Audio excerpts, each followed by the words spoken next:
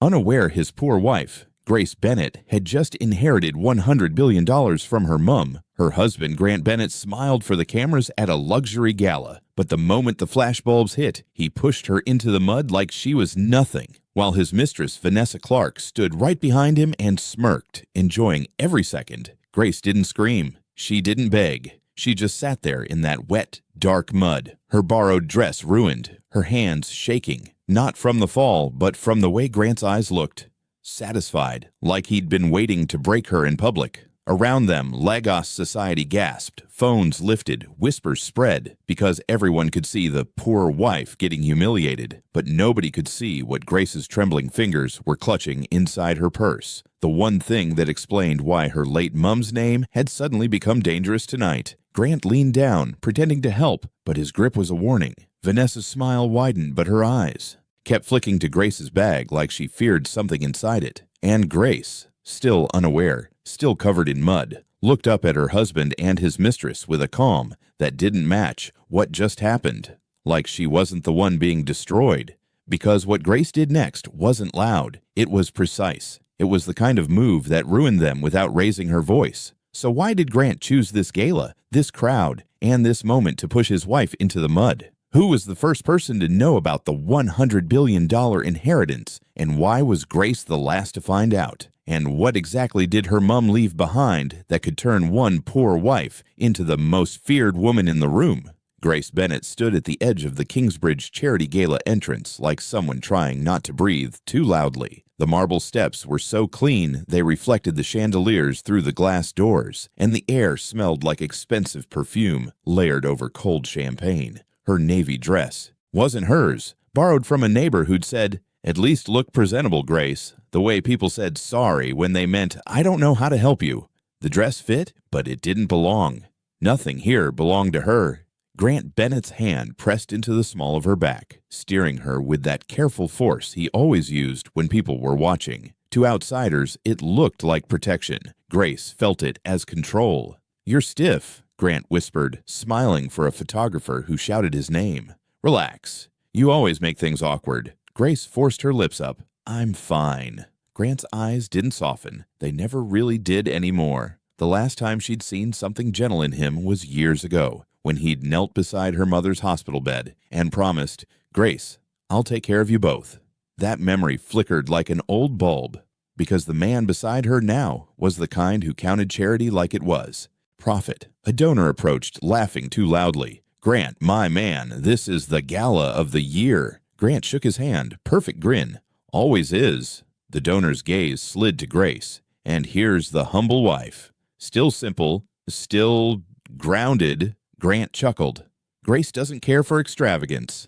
Grace swallowed. She cared. She cared that her heel was biting into her toe because the shoe was half a size small. She cared that her clutch was cheap imitation leather. She cared that she'd spent 20 minutes in the mirror practicing how not to look like she was apologizing for existing. Inside her clutch, her phone vibrated. Once. Grace didn't check. A second vibration, stronger, like insistence. Grant's fingers pressed harder into her back. "Don't start doing that nervous thing," he murmured. "Tonight matters." Grace's throat tightened. Tonight mattered, yes, but not for the reasons Grant thought. This morning, a black car had stopped outside their modest compound. Not at the gate like normal visitors, right at the door like it owned the street. A man stepped out in a dark suit, posture too quiet to be harmless. He didn't greet Grant. He didn't even look at him for long. He only held out a sealed white envelope to Grace, like it weighed something. "My condolences, ma'am," he'd said. "Your mother insisted this be placed in your hands before tonight." Before tonight. Grace's hands had trembled so badly she almost dropped it. Not because she expected money, she had stopped expecting anything from life long ago, but because the man said it like her mother had planned beyond her own grave. Grace still hadn't opened the envelope. Not because she wasn't curious, because she was terrified of what she might learn, and terrified of who might be watching when she learned it. A soft laugh glided into the moment. Well, if it isn't Lagos's most charitable couple, Vanessa Clark, appeared beside Grant like she'd been summoned. Silver gown, diamond earrings, skin glowing like she lived under studio lights. Vanessa always looked like she had time, money, and secrets. Grace's stomach tightened. Vanessa's eyes traveled down Grace's dress, then back up with a smile that didn't reach anywhere warm. "You look humble, Grace." Grace's voice came out steady only because she'd practiced steadiness in pain. "Good evening, Vanessa." Grant's expression shifted just slightly into something smoother. "Vanessa, didn't know you were coming." Vanessa laughed, tapping her champagne flute lightly. "I sponsor half the auction items, Grant. Of course I'm coming." Grace noticed the way Vanessa stood, too close to Grant like she belonged there, and Grant didn't move away. A flashback stabbed Grace's mind. Grant late-night meetings, his shirt collar faintly scented with a perfume Grace didn't own, his phone always faced down. The way he'd snap, "You're imagining things," when she asked simple questions. Those weren't answers. They were training. Grace's phone vibrated again. She glanced down, careful not to change her face. "Unknown number. Don't react. Watch his hand." Her pulse stumbled. A second message arrived immediately after. "Unknown number. The cameras are your witnesses." Grace's fingers went cold around the phone. Her mother used to say that line, not the exact words, but the meaning. If people will watch your pain, let them also watch your truth.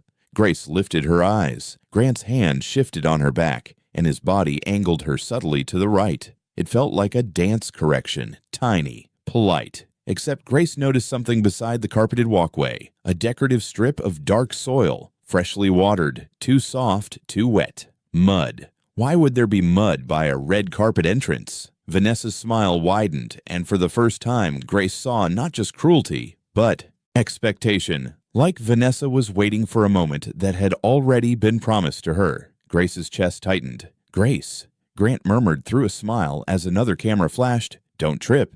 You're always clumsy." Grace's foot moved, 1 inch, then another, toward the edge of the carpet. Her mother's voice returned, sharp as a warning from years ago. A man's cruelty isn't always loud. Sometimes it's polite, sometimes it's public. Grace's heel caught the carpet's edge, and Grant pushed. Not a shove anyone would call violence, a mistake, a helpful nudge that became a fall. Grace flailed for balance, but the mud was already waiting like an open mouth. Her hands hit first, wet, cold, thick. Her dress sank into it, navy fabric turning dark, ruined in seconds. Gasps burst from the crowd. Phones rose. Flashbulbs went insane. Grace sat in the mud, stunned. Not because she'd fallen, but because Grant's face didn't show shock.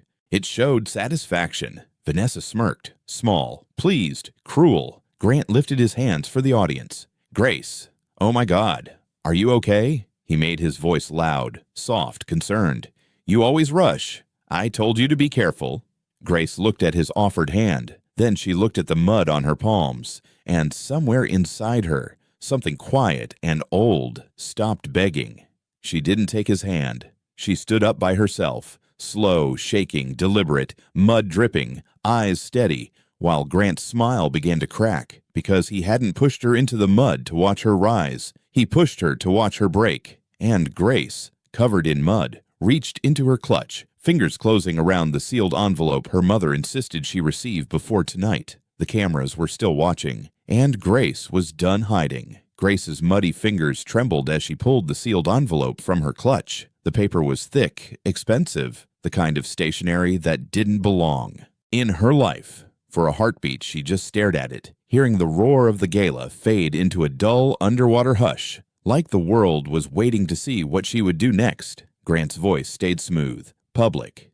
"Grace, please, let's get you cleaned up." His hand hovered again, still performing. But his eyes were warning lights. Vanessa tilted her head, smirk intact, but the smirk didn't sit as comfortably now. Her gaze kept flicking to the envelope, like she recognized danger, even if she didn't understand it.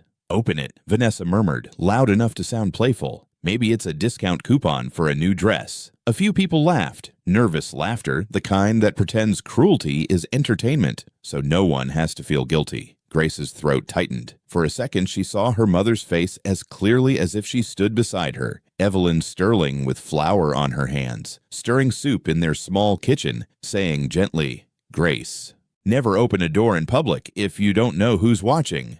Her mother used to look poor, used to wear simple wrappers and headscarves, used to take buses even when Grace begged her to rest. Evelyn had been strict about small things, secretive about big things. Grace had mistaken it for hardness. Now she wondered if her mother had been terrified. Grace looked at Grant, then at the crowd, then at the cameras, and the text message echoed in her head like a command. Don't react. The cameras are your witnesses. She broke the seal. A crisp sheet slid out, embossed with a crest that made the nearest donor's eyebrows lift. Michael Hayes stood at the edge of the crowd, near a pillar, quiet, still, watching Grace like he'd been waiting for this exact second. Grace didn't know him, but his presence felt deliberate, anchored. Grant's smile stiffened. Grace, he said through his teeth, still smiling for the lenses. What is that? Grace's eyes scanned. The top line, and her stomach dropped so violently she nearly swayed. Sterling Family Office. Notice of beneficial ownership transfer. Her name stared back at her in formal print. Grace Evelyn Sterling, also known as Grace Bennett. The world tilted. A flashback crashed through her. Her mother at a hospital bed, eyes tired but bright, squeezing Grace's hand, whispering, "If anything happens to me, promise you'll keep your heart soft, but your mind sharp." Grace had nodded, crying, thinking her mother meant grief. Evelyn meant survival. Grace read the next lines, the numbers, the words that didn't feel real. Transferred assets, valued at approximately $100 billion US, effective immediately upon identity verification. Grace's breath caught. Her chest went tight. She almost laughed, not from joy, but from the absurdity of how much pain she'd carried while this existed somewhere behind locked doors. Vanessa's smirk finally twitched. Grant's face, drained in slow stages, like someone turning down a dimmer switch. "That's," he began, then swallowed. "That's not funny." Grace's eyes dropped further down the page, and there it was. The part that made her mother's death suddenly feel like a chess move, a clause, a trigger. The words blurred, then sharpened as Grace forced herself to focus. In the event the beneficiary is publicly humiliated, harmed, or coerced by a spouse, protections activate, acceleration of control, freezing marital access, mandatory compliance review of spouse-related entities. Grant leaned closer, voice dropping low enough that only Grace could hear. "Give me that paper," he hissed, the sweetness stripped away. "Now." Grace looked up at him, mud still on her lashes, and she didn't flinch. She simply spoke, quietly, to nobody in particular. "I didn't fall." The nearest phones caught it. The people closest leaned in. A curious hush spread, because everyone suddenly realized they were watching something turn. Grant's eyes widened. "Grace." Grace stepped back, and her heels scraped the marble. Her voice stayed calm, but her heart beat like a drum. Vanessa's smile cracked for the first time. "Grant, what is she talking about?" Vanessa's tone turned sharp, anxious. "What is Sterling?" Michael Hayes finally moved, stepping forward like a man answering a summons. He inclined his head toward Grace with careful respect. "Mrs. Sterling," he said softly. Grace froze. "What did you call me?" Michael's voice didn't rise, but it carried weight. "Michael Hayes, counsel to the Sterling Family Office. Your mother instructed me to be here tonight." Grace's eyes stung. "My mother planned this?" Michael's gaze softened, and in it, Grace saw grief mixed with strategy. "She planned to protect you," he said. "And she suspected the kind of man you married." Grant snapped, louder now. "This is ridiculous. She was poor. Grace, your mother was." Grace's laugh came out small and broken. "So was I," she whispered, "until you pushed me into the mud." Grant reached for her wrist, controlled, not violent enough for strangers to notice, but violent in intent. Michael's eyes flicked to the motion, then to the phones, then back to Grace. "That will do," he murmured. Grace lifted her muddy hand slowly, deliberately, turning her wrist so the faint bruises she'd hidden for months caught the light. A donor gasped. A woman's phone camera zoomed in. Grant's grip loosened like his fingers had been burned. Grace didn't raise her voice. She didn't cry. She just said, "Verify my identity." Michael pulled out a tablet. "Yes, ma'am." Grant's breathing turned shallow.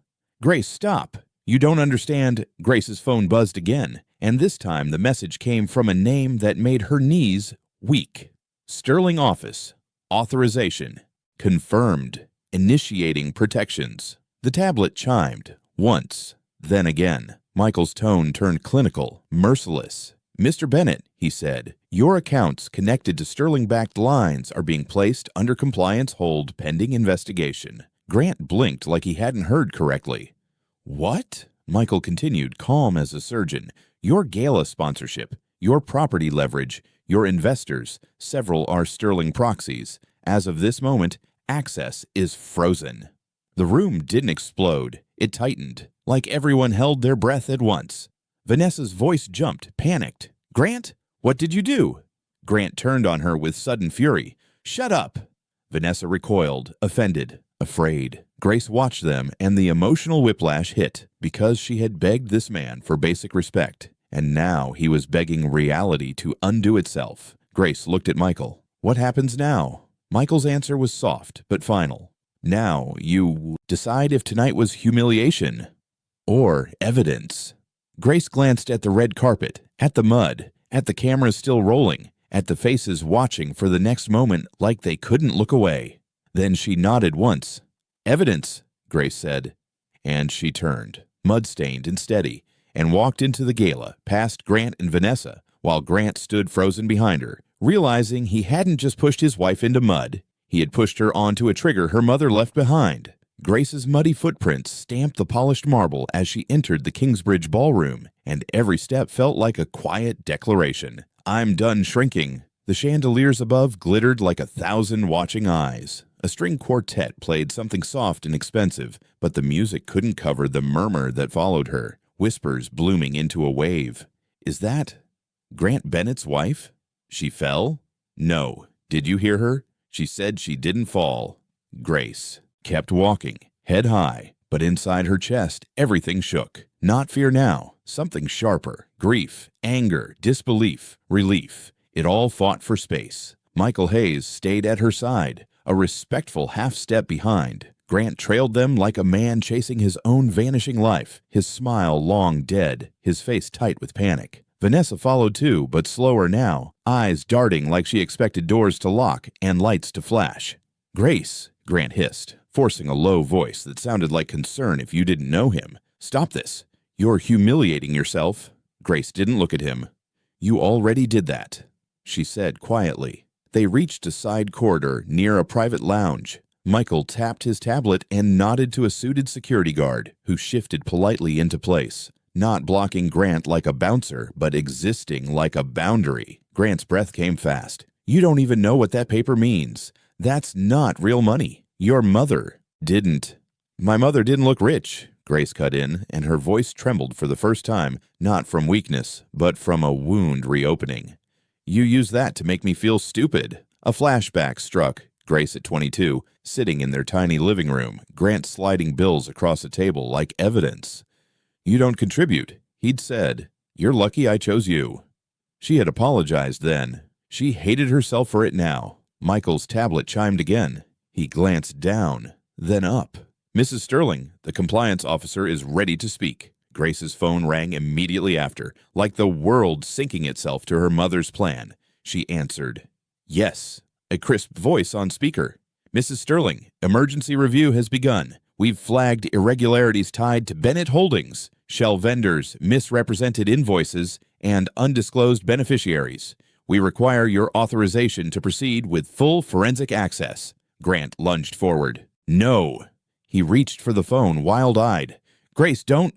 The security guard stepped slightly closer, not aggressive, just present. Grace stared at Grant, and a strange calm settled in her bones. She remembered her mother's last week alive, how Evelyn had held her wrist and whispered through pain. "Promise me you will never let a man turn your love into a leash." Grace had promised, thinking it was about kindness. It was about this moment. "I authorize full review," Grace said into the phone. Silence hit like a slap. Grant's face contorted. His voice cracked. "Grace, please, we can talk. This is a misunderstanding." Vanessa burst out sharp and trembling. "Grant, fix it." Grant spun on her with sudden rage. "You shut up!" Vanessa recoiled, and in her eyes Grace saw the truth. Vanessa never loved Grant. She loved what Grant represented, and whatever was collapsing now, Vanessa wanted distance from it. Grace exhaled slowly. She looked at Michael. Divorce. Grant froze. "What?" Grace turned to him fully now, letting him see her, mud, bruises, and all. "I'm filing for divorce," she said, voice steady. "And I'm reporting the push." Grant's mouth opened, then closed. His eyes flashed. "You can't prove." Grace lifted her phone slightly. The cameras did. Michael's voice was low, decisive. "Mrs. Sterling, your mother left additional instructions, a letter, and a board meeting." Grace's throat tightened. "Tonight?" Michael nodded. "Tonight." Grace looked past Grant and Vanessa into the ballroom, where the wealthy laughed under chandeliers, unaware that a storm was walking toward them in a ruined dress. For the first time since her mother died, Grace let herself feel it. Not just the inheritance, but the betrayal, the years of being made small, the loneliness of being poor while married to a man who treated her like an accessory. Grace's eyes stung, but she didn't blink the tears away. She simply said, "Let's go." And as she walked toward the private boardroom upstairs, Grant stumbled after her, voice breaking, trying to grab at the last threads of control. "Grace," he begged, too late. "Don't do this. You'll ruin me." Grace paused at the staircase, turned, and answered with a quiet that cut deeper than shouting. "That's the point." Grace's mud-stained dress brushed the carpet of the private elevator as Michael Hayes keyed in an access code. The doors slid shut with a soft hiss, sealing her away from the laughter downstairs, away from the chandeliers, the donors, the pretending. Grant tried to force his way in at the last second. The security guard blocked him with one calm arm. "Sir," the guard said politely, "you're not authorized." Grant's face twisted. "That's my wife." Grace looked at him through the narrowing gap of the closing doors. For a moment, her heart tried to remember the man she married, the man who once held her hand at her mother's bedside, voice tender, promising safety. But the memory wouldn't hold. It shattered against what was real. "She's not yours," Grace said quietly. The doors closed. The elevator rose. Grace's knees almost gave way when she realized she was finally alone with the truth. The quiet made room for the grief she'd been outrunning. Her mother's funeral, the plain casket, the way Grant complained about expenses like love was a receipt, the way Grace had swallowed her anger because she had nowhere else to put it. Michael stood near the control panel, voice gentle but steady. "You're doing well." Grace laughed once, short, broken. "I'm covered in mud." "You're standing," Michael replied. "That's the part that matters." The elevator opened into a corridor lined with framed photographs of men who looked like they owned cities. At the end, a glass door read, "Sterling." Family office. Private boardroom. Grace's chest tightened. Sterling. Her mother's poor. Name, spoken like a myth. Inside, the boardroom overlooked the city lights, a long table, leather chairs, silent screens, and people, men and women with calm faces and eyes trained to measure power the way others measured weather. They rose as Grace entered, not with applause, with respect. Michael pulled out a chair at the head of the table. Grace hesitated. Her hands were still streaked with mud. Her dress smelled like wet earth. She felt like an intruder in a room built for people who never had to beg. Then she remembered the push, the smirk, the cameras. She sat. Michael placed a sealed letter in front of her. "From your mother."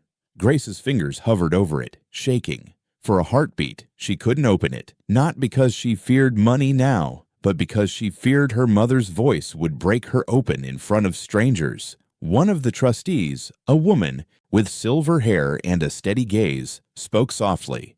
"Take your time, Mrs. Sterling." Grace swallowed, then tore the seal. Her mother's handwriting filled the page. Familiar, firm, loving in a way that always sounded like instruction. Grace read silently, lips parting as emotion rose like a tide. "My Grace, if you are reading this, then the world finally showed you what I could not explain without endangering you. I'm sorry you had to bleed to learn it, but now you are ready to hold power without letting it poison you. Do not destroy them with anger, destroy them with truth. Love, Mum." Grace pressed the paper to her chest, and for the first time that night, tears slid down her face. Not loud, not dramatic, just honest. Grief finally allowed to exist. A flashback rolled through her, full and heavy. Evelyn Sterling in their small kitchen, placing a steaming plate in front of Grace, saying, "You don't marry a man for what he has. You marry him for what he does when you have nothing." Grace had thought she was being old-fashioned. Evelyn was warning her about predators. Grace wiped her cheeks with the back of her muddy hand, then looked up at the trustees. "My mother." Grace's voice cracked. She cleared it, forcing steadiness. "My mother let me struggle. The silver-haired trustee nodded once. She let you live quietly. That was protection, not punishment. If your name had carried sterling weight too early, you would have been hunted long before you were ready. Grace's throat tightened. She knew about Grant. Michael spoke gently. She suspected. That's why the clause exists. She designed the inheritance to activate when you experienced public humiliation or harm by a spouse. She wanted undeniable evidence. Grace inhaled shakily. So she needed him to show the world who he was. Yes, Michael said, and he did. A screen on the wall lit up. Documents appeared. Bennett Holdings, accounts, transactions, a web of numbers. Michael's tablet chimed. Then he looked at Grace. Compliance confirms probable fraud. If you sign, we freeze everything tied to sterling-backed credit and initiate legal action. Grace's pen hovered over the document, and the final retention wall tightened, the moment where she could either let fear soften her or let truth sharpen her. Her phone buzzed again, this time Grant's name, calling. Grace stared at it. Her heart twisted, because no matter what he'd done, part of her still remembered the early days. Grant bringing bread home, laughing, saying, "We'll build together." That man had been real once, or maybe he had only been hungry then. She answered and put it on speaker. Grant's voice burst through, ragged. "Grace, please, please don't sign anything. I'm begging you." In the background, Vanessa's voice could be heard, high, frantic. "Grant, tell her to stop. Tell her." Grace closed her eyes. Grant continued, desperate now. "You don't understand the consequences. We're married. That money, if it's real, it's ours. We can fix this. I'll change. I swear." Grace opened her eyes and looked at the document again. Then she said calmly, "I didn't fall, Grant." Silence. Then Grant's voice cracked. "Grace, you pushed me into the mud at a gala," Grace said, steady, each keyword landing like a verdict. While your mistress smirked, Vanessa shouted, "Liar!" Grace didn't react. She didn't need to. "The cameras saw it," she said, "and now the truth will too." Grant's breathing sounded like a drowning man. "Grace, I'm sorry." Grace nodded slowly, even though he couldn't see. "I believe you're sorry." A pause, long enough to make hope rise in Grant's throat. Then Grace finished him. "But I don't believe you're changed." Grace lowered the phone, ended the call, and signed. The pen scratched. Across paper, like a door locking, Michael exhaled once. Initiating. Across the city, systems moved. Accounts froze. Cards declined. Access revoked. Sponsors pulled out. Investors panicked. The empire Grant built on image and leverage began collapsing in real time because the foundation wasn't just money, it was control. And Grace had just taken it back. She stood, still in mud, and faced the trustees. "My name is Grace Evelyn Sterling," she said, voice clear, "and I'm taking control." Downstairs, far away, Grant Bennett would soon realize the gala wasn't where he ruined her. It was where he ruined himself, because he pushed a poor wife into the mud to break her. But what she did next ruined them.